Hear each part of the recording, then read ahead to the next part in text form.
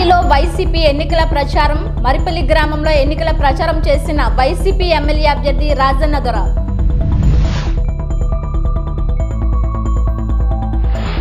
విజయనగరం పట్టణంలో కోట జంక్షన్ నుంచి Singapore city వద్ద వరకు స్వీప్ ఆధ్వర్యంలో ర్యాలీ.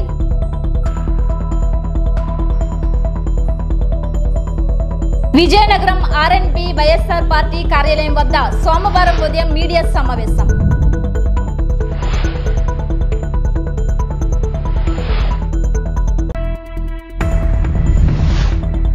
అన్ని రంగాలలో బాగా వెనుకబడి ఉన్న సగరులను తెదేపా అధికారంలోకి వచ్చాక అన్నింటిలో ప్రాధాన్యత కల్పిస్తామని తెలియజేసిన గాజువాక అసెంబ్లీ కూటమి అభ్యర్థి పల్లా శ్రీనివాసరావు.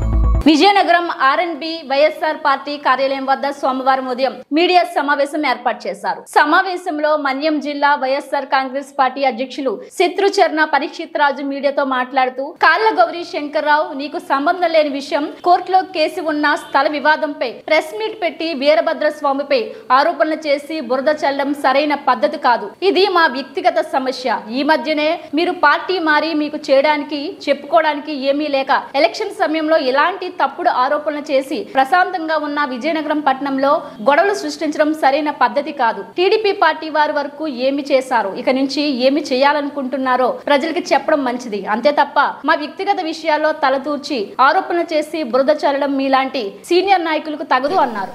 మీరు ల్యాండ్ టైటిల్ డీడ్ ఈ డిజిటలైజేషన్ మీరు ఒప్పుకోరు. ఎందుకు ఒప్పుకోరంటే మీకు దళారీ వ్యవస్థ కావాలా, పెత్తందారీ వ్యవస్థ కావాలా, నాయకుల దగ్గరికి జనాలు రావాలా, మీ గేట్ల దగ్గర నించోవాలా, 10 సార్లు తిరగాల, 10 మంది సంతకాలు చేయాలి. 10 మంది సంతకాలు చేసిన తర్వాత మీ నాయకుడిని పట్టుకొని వెళ్తే అప్పుడు మీరు పని చేస్తారు. అది మీ వ్యవస్థ. ఈ 5 సంవత్సరాలు ఎటువంటి అరాచకాలు, ఎటువంటి దౌర్జన్యాలు బెదిరి లేకుండా మేము తీసుకెళ్ళాం. ఇప్పుడు మళ్ళీ మీరు వచ్చి మీరు అదే సిస్టమ్ని మీరు అవలంబిస్తున్నారు. కాబట్టి ఇది కరెక్ట్ కాదు. This is a disputed in court. When it is in court, you don't have any rights to talk. But నాకు కూడా రైట్ లేదు మాట్లాడడానికి. కానీ నా బాధ ఏంటంటే 6 రోజులు ఎలక్షన్ ఉంది. ప్రజలకి మీరు లేనిపోని చెప్తే నేను క్లియర్ చేసుకోకపోతే జనాలు ఇలాంటివి నమ్ముతారు. ఎందుకంటే మీరు ఒక పెద్ద మనిషే, ఎప్పటి నుంచో రాజకీయాల్లో ఉన్నారు గౌరీశంకర్ గారు. కాబట్టి మీలాంటి పెద్దవాళ్ళు ఇలాంటి నోట్ల నుంచి ఈ ఎలక్షన్ టైంలో మీరు దారి తప్పి ఓట్ల కోసం ఇలాంటి మాటలు మాట్లాడకూడదు. అది మంచి పద్ధతి కాదు. మిమ్మల్ని చూసి జనసేనలో తిరుగుతున్న కుర్రోళ్ళు నేర్చుకోవాలా ఇలాంటి మీ నడవడికలు. మీరు ఎలాంటివి అయితే ఇలాంటివి నేర్చుకుంటారు. వాళ్ళు పాపం అమాయకులు, సగం మందికి ఓట్లు ఉన్నాయి, సగం మంది పాపం ఓట్లు లేవు, సగం మందికి కొత్త ఓట్లు ఉన్నాయి. కొత్తగా ఓటు వేసి మళ్ళీ ఆ పరిస్థితి రాకూడదంటే మీకు జనాలు ముందు చెప్పారు ఇలా చేయకూడదని. మళ్ళీ మీరు అలాగే చేస్తే ఎలాగా? మీరు మారాలి కదా. ప్రజలకి ఏం చేస్తారో అది చెప్పండి. ఇప్పుడు మా జగన్మోహన్ రెడ్డి గారు ఏం చెప్పారండి? ఇప్పుడు ఈ కొత్త రెవెన్యూ వ్యవస్థని సమూలంగా ముందు ఆస్ట్రేలియా స్టార్టింగ్లో ఏదైతే అమలు చేసిందో మన రెవెన్యూ వ్యవస్థని, ఇప్పుడు ఏదైతే టీడీపీ చెడు ప్రచారం చేస్తున్నారో దాన్ని పూర్తిగా డిజిటలైజ్ చేసి ల్యాండ్ టైటిలింగ్ యాక్ట్ తీసుకొస్తాం అంటున్నారు. ఇలాంటి సమస్యలు రాబట్టే కదా ఆయన చెప్తున్నారు. ఇలాంటి మధ్యవర్తులు ఇలాంటి వాళ్ళ దగ్గరికి వెళ్లకుండా, అలాంటి సెటిల్మెంట్ లేకుండా చేయాలనే కదా ల్యాండ్ టైటిలింగ్ యాక్ట్ చెప్తున్నారు. మీరు ఎందుకు విరుద్ధం ల్యాండ్ టైటిలింగ్ యాక్ట్కి? ఎందుకంటే ఇది మీకు ఇలా చేయాలి. మీ డైరెక్ట్ మీ దగ్గరికి రావాలా, మీ గేట్ల దగ్గర నిలబడాలా, మీకు అర్జీలు పెట్టాలా. అదేమో మీరు ప్రతి ఆదివారం అనమాట వెళ్ళి మేము అందరూ అర్జీలు పెడితే ఇంత అయిపోయేసరికి మళ్ళీ మంగళవారం కిటికీ వెనకతలు చూస్తే అక్కడ ఇంత కుప్పేస్తుంటుంది. ఈరోజు చూడండి ఎంఆర్ఎండి ఆఫీస్కి సోమవారం ఎన్ని అర్జీలు వస్తున్నాయి. సచివాలయ వ్యవస్థ అలా ఉంది. ఎండిఓ కానీ ఎంఆర్ఓ కానీ ఎటువంటి ప్రెషర్ లేదు.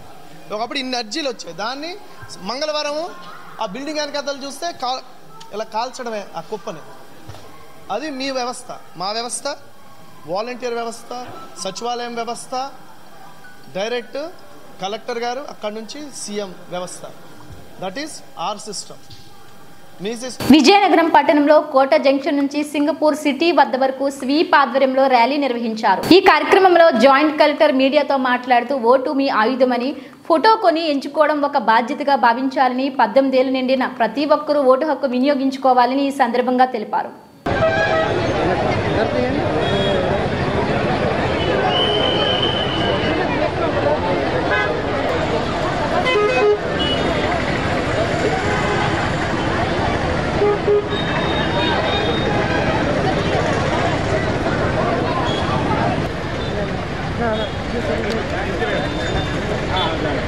సార్ వెల్కమ్ అసిస్టెంట్ కలెక్టర్ గారిని వెల్కమ్ చెప్పాల్సింది కోరుతున్నాం సార్ అబ్దుల్ గారికి.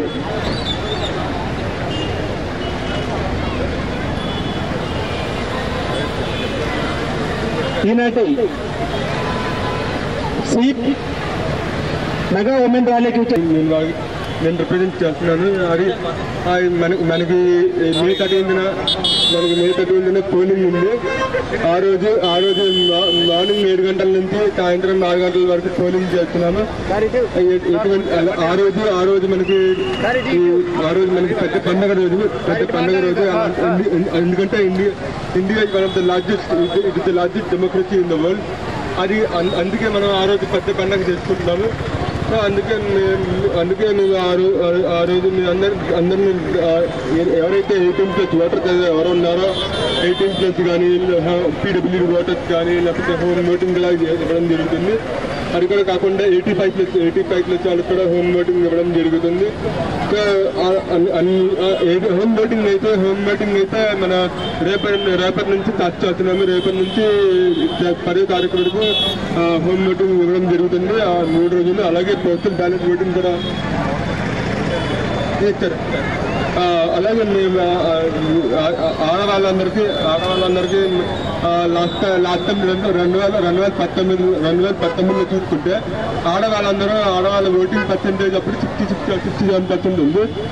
అదే మగవాళ్ళతో పోలిస్తే 1% ఎక్కువ ఓటింగ్ చేశారు లాస్ట్ టైం ఓటింగ్లో. అలాగే ఈసారి ఏం చేస్తున్నామంటే ఇంకా ఆడవాళ్ళు ఇంకొంచెం ఎక్కువ మంది రావాలని ప్రయత్నిస్తున్నాము. అలాగే లాస్ట్ టైం మన విజయనగరం జిల్లాలో 80% ఓటింగ్ చేయడం జరిగింది. Voting polling turnout.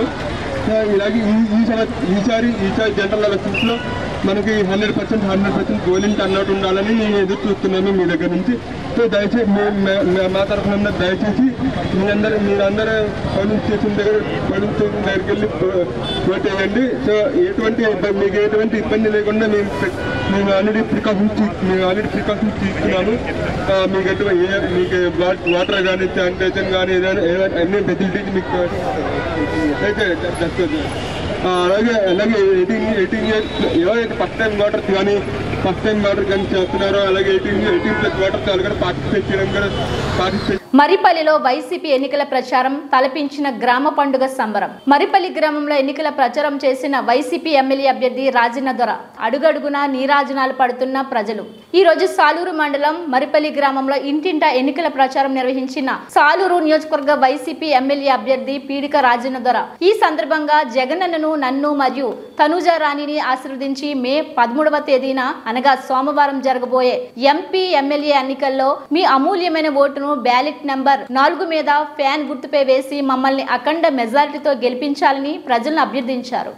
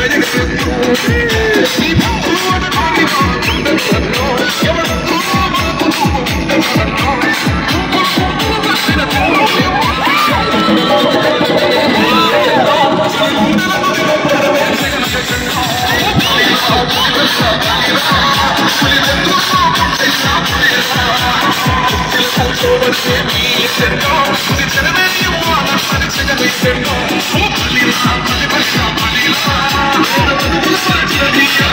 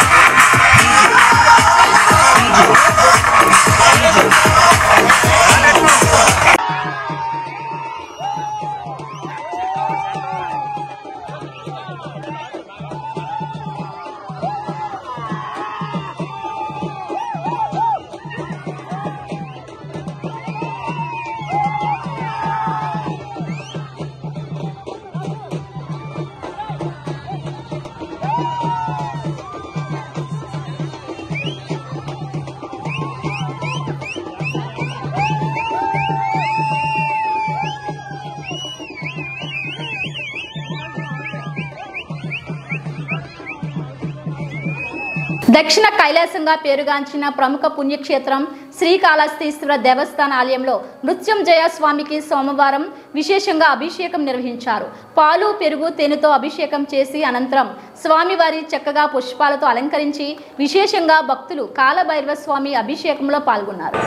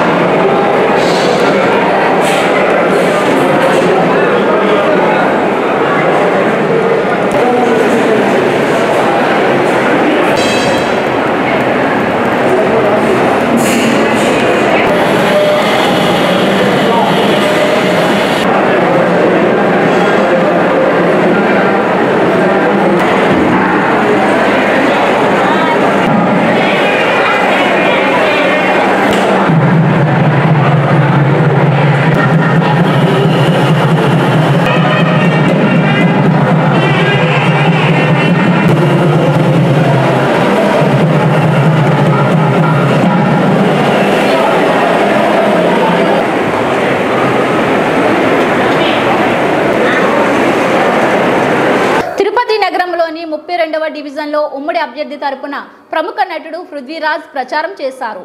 ఉమ్మడి మేనిఫెస్టోని ప్రతి ఇంటికి తిరిగి వివరించారు. ఆయన మాట్లాడుతూ వారం రోజుల్లో సీఎం జగన్ తట్టాబుట్టా సర్దుకోవాల్సిందేనని అన్నారు.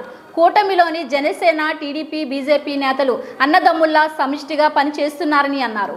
ఈ కార్యక్రమంలో జనసేన, టీడీపీ, బీజేపీ నేతలు పాల్గొన్నారు.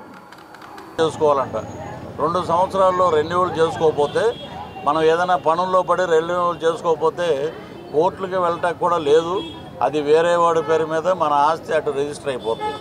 ఇది వాస్తవం. ఇది వాళ్ళు ఎన్ని రకాల బెదిరించినా, చంద్రబాబు గారి మీద, లోకేష్ మీద కేసులు పెట్టినా అవన్నీ కరెక్ట్ కాదు. నేనంట అతను ఏం నారాయణ చెమటలు పట్టే ఫ్యాన్ అయ్యమంటావా అని అడిగా. వద్దు బాబు, 5 ఏళ్ళ నుంచి చేస్తూనే ఉన్నారు, ఇంక వద్దండి జీవితానికి అంటారు. అది రాష్ట్ర ప్రజల యొక్క మనోభావాలు. ఇప్పుడు అది ఎక్కడికి వెళ్ళినా ఏంటంటే ప్రజలు ఏంటంటే ఈ దుర్మార్గ పరిపాలన అర్థం చేసుకున్నారు. కాబట్టి బటన్లకి కొంచెం కష్టం. బటన్ నొక్కితే ఆయనకి పేరు వస్తుంది కానీ మాకెందుకు పేరు వస్తుందని అక్కడ ఉన్న ఎమ్మెల్యేలు చాలాసార్లు అన్నారు. ఇప్పుడు మరలా 2 బటన్లు నొక్కమనంటే మేము నొక్కమండి. మేము డైరెక్ట్గా 2 బటన్లు, ఒకటి ఎమ్మెల్యేకి, ఒకటి ఎంపీకి అద్భుతమైన తీర్పిస్తాం. వారు వన్ సైడ్ చేసేలా విధంగా చేస్తామని చెప్పి ఆంధ్ర రాష్ట్ర ప్రజలంతా ముక్తకంఠంతో మాట్లాడుతున్నారు.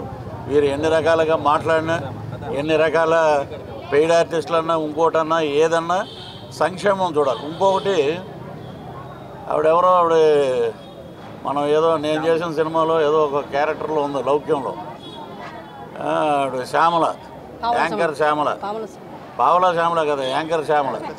ఆవిడ ఏమంటుంది, ఇలాగ చంద్రబాబు గారిని ఒక ముసలి గుంటనక్క, పవన్ కళ్యాణ్ గారు ఒక గుంటనక్క అని మాట్లాడింది. ఇక్కడ నగిరి రోజమ్మ మాట్లాడింది కదా, ఒక దరిద్రుడు నామినేషన్ జైలుకి వెళ్తే ఇంకో దరిద్రుడు సపోర్ట్ చేశాడని. అంటే వీళ్ళకి ఏంటంటే వర్షన్లు ఒకే ఉంటాయి, దాన్ని కొంచెం మార్చి చెప్తుంటారు అన్నమాట. మేమందరం ఇప్పుడు మా టీంలో మా వైఫ్, ఇక్కడ ఉన్న అమ్మాయి అందరూ జనసేన వీర మహిళలు వీళ్ళంతా.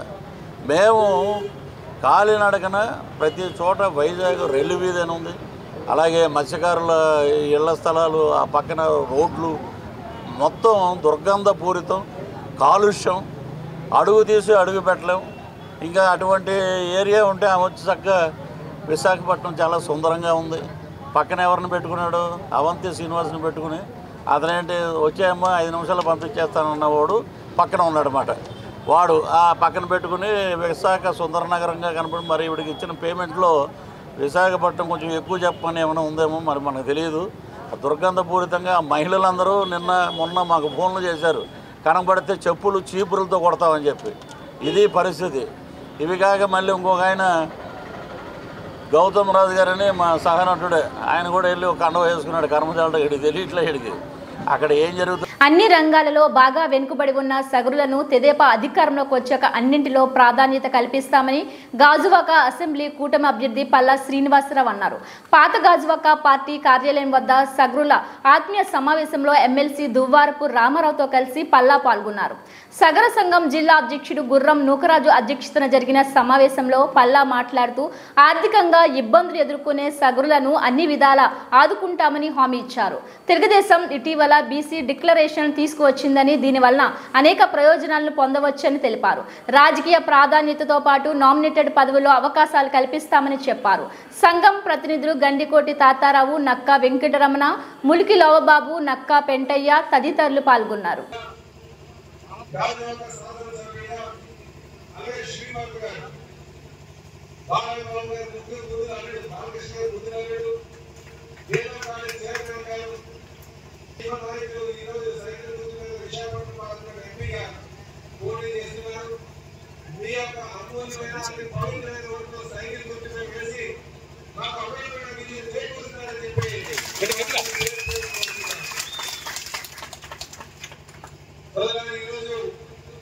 మీరు ఓటు వేసేటప్పుడు ఒక్కసారి మీరు సంకల్పించుకోవాలి.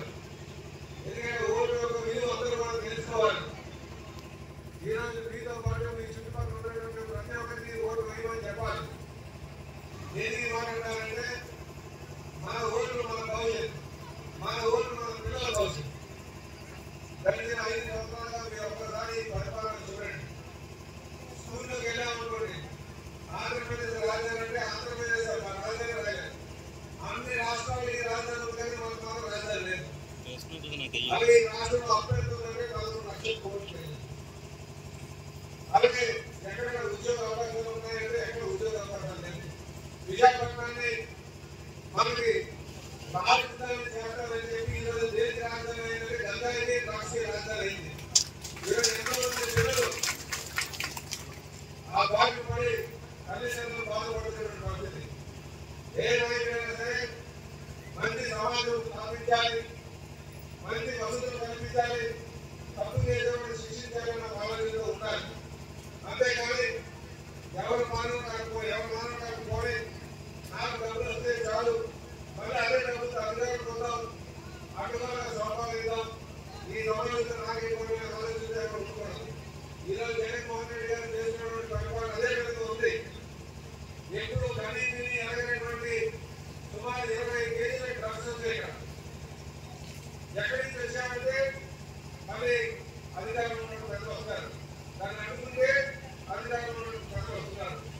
ఎక్కడికి నడుస్తుంది, ఎక్కడికి సమాజం. ఈరోజు విశాఖపట్నం రాజధాని చెప్పాడు. ఎన్నికల సమయం దగ్గర పడుతున్న నేపథ్యంలో వైఎస్ఆర్సీపీ తన బలాన్ని చాటేందుకు అన్ని జిల్లాల్లో సభలు, బస్సు యాత్రలు చేపడుతుంది. దీనిలో భాగంగా 7వ తేదీ మంగళవారం సాయంత్రం 4 గంటలకు పాత గాజువాక కూడలిలో సీఎం సభ ఏర్పాటు చేయనున్నారు. ఈ మేరకు రాజ్యసభ సభ్యుడు వైవి సుబ్బారెడ్డి, మంత్రి గుడివాడ అమర్నాథ్, స్థానిక ఎమ్మెల్యే తిప్పల నాగిరెడ్డి తదితరులు సభా స్థలాన్ని పరిశీలించారు.